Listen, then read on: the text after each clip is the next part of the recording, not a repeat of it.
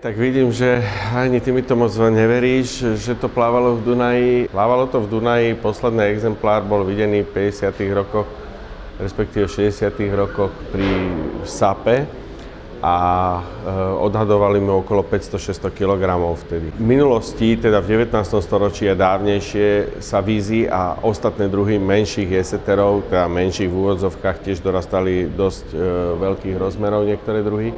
Ale víza je z nich extrémne najväčší druh, ktorý dorastá do 1,5 tony, približne extrémne, samozrejme tvrdí sa, že možno až do 2 tón a dĺžku môže mať i väčšiu, ako je tu na urobený model, čiže tvrdí sa, že môže mať aj 7-8 metrov.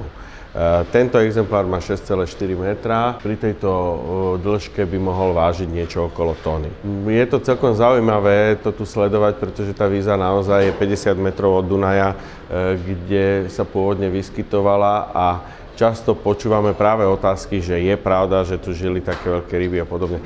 Je to pravda a na to by sme v podstate chceli tu aj poukázať a ľuďom to ukázať, aby si to uvedomili, že čo ten Dunaj poskytoval vlastne aj obyvateľom Bratislavy alebo teda celého priľahlého územia pri Dunaji.